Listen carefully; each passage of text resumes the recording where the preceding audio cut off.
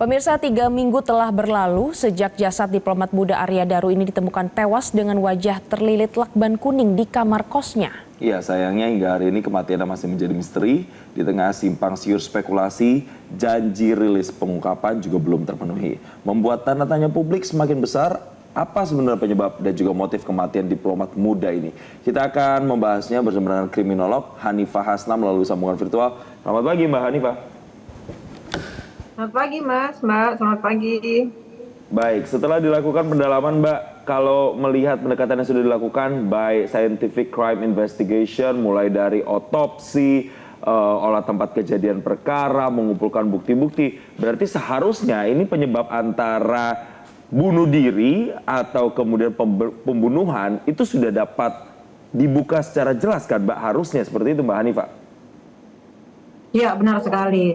Ini kan yang ditunggu-tunggu masyarakat ya, karena ketika polisi tidak segera menyampaikan ke masyarakat, pasti akan menjadi opini publik yang sangat liar, gitu. Sehingga justru sangat membuat kegaduhan di masyarakat itu sendiri, gitu.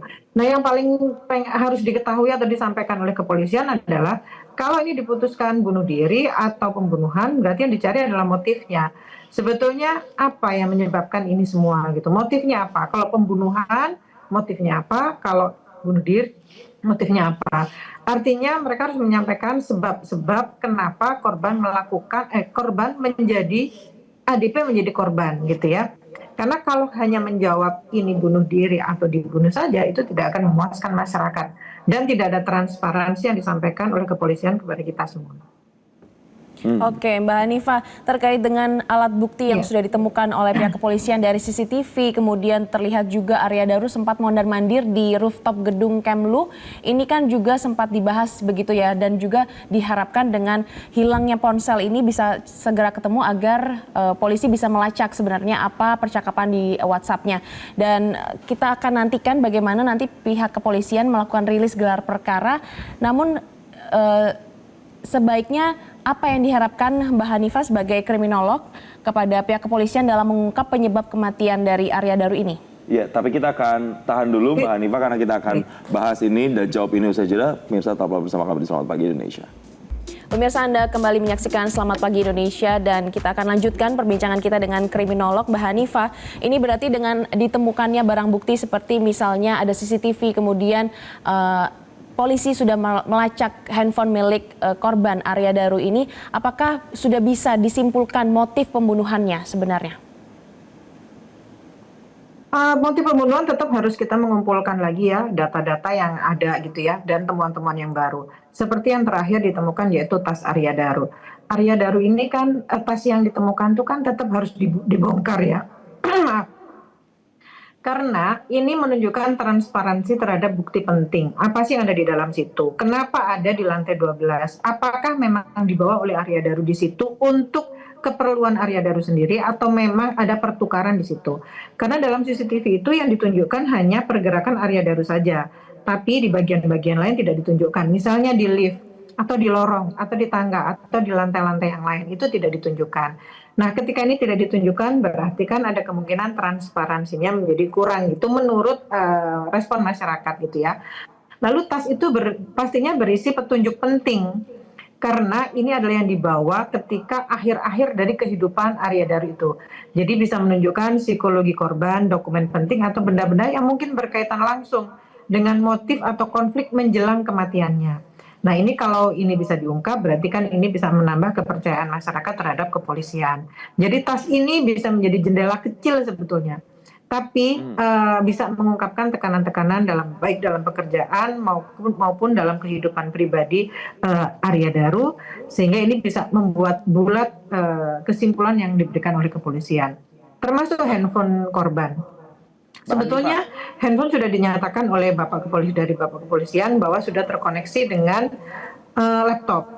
Tapi bahwa di handphone itu bisa menunjukkan bagaimana log dia itu menghubungi siapa, apakah berhubungan dengan pribadi atau berhubungan dengan pekerjaan atau berhubungan dengan keluarga. Lalu yang terhubung atau terkoneksi dengan laptop itu apakah hanya WA aja? Sementara kalau di handphone itu kan aplikasinya banyak sekali dan bisa digunakan untuk berhubungan dengan aplikasi apapun.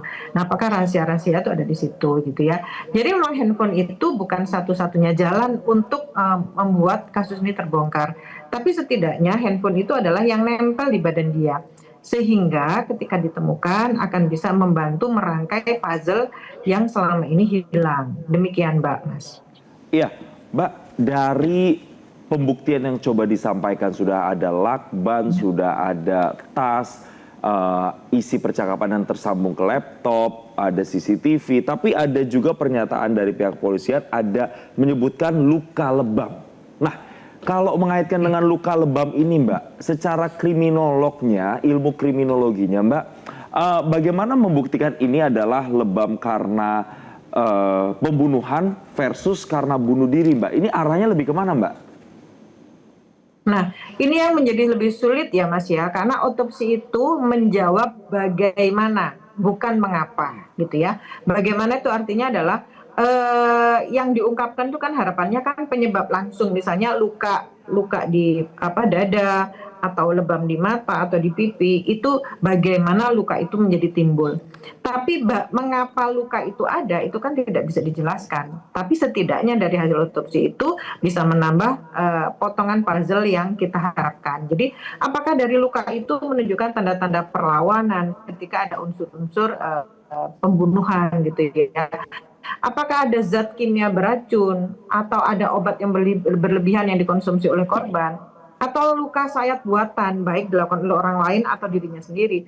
Artinya hasil dari otopsi ini hanya menyebutkan bagaimana luka itu terjadi tapi tidak mengapa gitu. Karena mengapa itu mengarah kepada motif gitu ya, dan sementara motif itu tetap harus kita dapatkan. Nah, ini yang bisa mengkaji adalah para ahli itu bersama dengan kepolisian itu sendiri. Baik. Oh, satu lagi Mas, dari hasil otopsi itu menunjukkan kapan kematian ini terjadi. Nah, ini kan sudah diketahui diperkirakan sekitar tengah malam gitu ya. Nah, ini kan tidak menjawab motifnya jadi seperti apa. Jadi hanya menyebutkan bagaimana kondisi korban ini ketika saat ditemukan. Ya. Satu lagi Mbak, yang dari awal kasus ini beredar juga belum bisa terjawab adalah diungkapkan bahwa tidak ada jejak kaki pada saat pintu kamar kos dari Arya Daru itu dibuka atau berhasil dibuka. Apakah kemudian ini juga mengurangi kecurigaan masyarakat atau dugaan masyarakat bahwa itu ada pembunuhan? Oke. Kalau tidak ada jejak kaki dan ini kan arahnya ada dua kalau sekarang ya Mas ya, ada kemungkinan pembunuhan, ada kemungkinan bunuh diri. Kalau tidak ada jejak kaki berarti mungkin yang disisakan adalah jejak kaki dia. Apakah ada bekas-bekas seseorang menghapus? Apakah ada bahan-bahan kimia yang dipakai untuk menghapus jejak digital yang ada di situ? Jejak DNA yang ada di situ. Nah, jejak ini kan bukan hanya satu-satunya gitu ya. Karena jejak itu bisa dihapus, tapi bagaimana dengan cara yang lain gitu ya. Misalnya tadi itu udah digital forensik, bagaimana cara kita melihat catatan CCTV, apakah ada yang terpotong. Dan ini kan sudah menjadi diskusi yang sudah lama sekali, tetapi sampai saat ini belum ada transparansi dari pihak kepolisian. Dan kondisi-kondisi inilah yang membuat masyarakat menjadi semakin kebingungan dan menunggu-nunggu gitu, apalagi saat ini selalu ditunda-tunda. Jadi masih banyak sekali Mas yang bisa ditemukan. Apakah ada jejak rambut di situ? Apakah ada cairan di situ? Dan yang paling penting adalah yang tadi itu di dalam tubuhnya itu ada cairan-cairan apa yang masuk ke dalam badannya? Apakah ada cairan kimia atau ada cairan sperma mungkin yang ada keluar dari badannya atau ada kotoran yang keluar? Karena pada saat seseorang melakukan bunuh diri biasanya akan keluar cairan-cairan di dalam tubuh karena ada pergerakan-pergerakan otot yang ada di dalam tubuh yang tidak bisa dikendalikan. Baik, Mbak Hanifah, berarti memang dengan adanya temuan-temuan fakta baru ini diharapkan bisa semakin memperterang penyebab dari kematian Arya Daru. Kita akan nantikan nantinya rilis dari pihak kepolisian, dari gelar perkara dan lain sebagainya. Terima kasih Mbak Hanifah Hasna, kriminolog, sudah bergabung bersama kami di Selamat Pagi Indonesia. Jelajahi cara baru mendapatkan informasi. Download Metro TV Extend sekarang.